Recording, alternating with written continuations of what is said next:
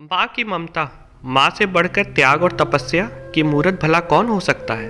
एक छोटे से कस्बे में समीर नाम का एक लड़का रहता था।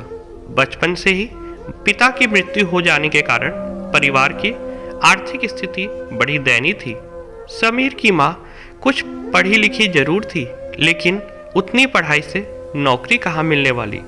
सो घर घर बर्तन मांजकर और सिलाई बुनाई का काम करके किसी तरह अपने बच्चे को पढ़ा लिखा रही थी। समीर स्वभाव से थोड़ा शर्मीला था और अक्सर चुपचाप बैठा रहता था। एक दिन जब वो स्कूल से लौटा तो उसके हाथ में एक लिफाफा था। उसके माँ को लिफाफा पकड़ाते हुए कहा, माँ, मास्टर साहब ने तुम्हारे लिए ये चिट्ठी भेजी है, जरा देखो तो इसमें क्या लिखा है। माँ ने मन ही मन चिट्ठी पढ़ी और मुस्कुराकर बोली, बेटा, इसमें लिखा है कि आपका बेटा काफ़ी होशियार है। इस स्कूल के बाकी बच्चों की तुलना में इसका दिमाग बहुत तेज है और हमारे पास इसे पढ़ाने लिखाने लायक शिक्षक नहीं, इसलिए कल से आप इसे किसी और स्कूल भेज दें।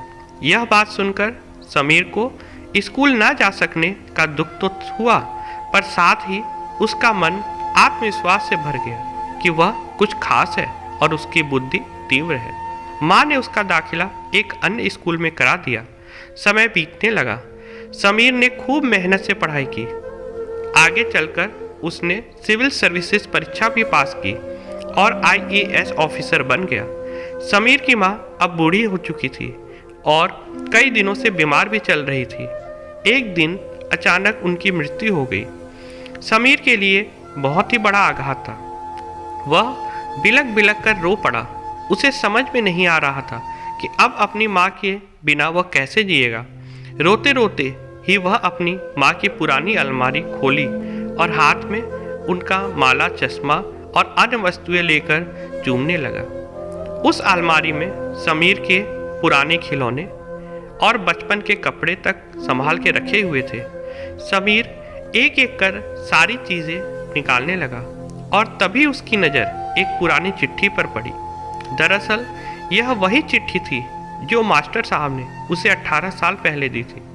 नम आंखों से समीर उसे पढ़ने लगा।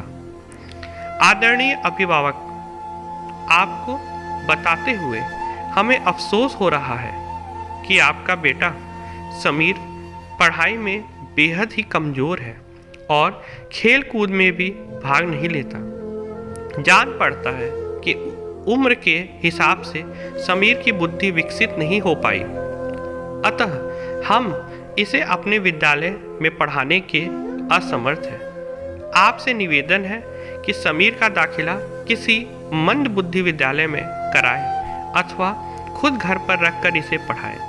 सादर। सीख।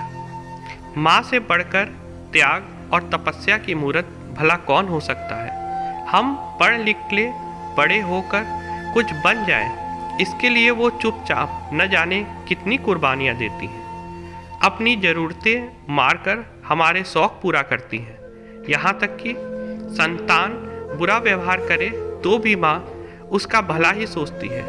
सचमुच माँ जैसा कोई नहीं हो सकता। Please subscribe my channel if you are new. Thanks for watching. Please like and share if you like the story. Thank you.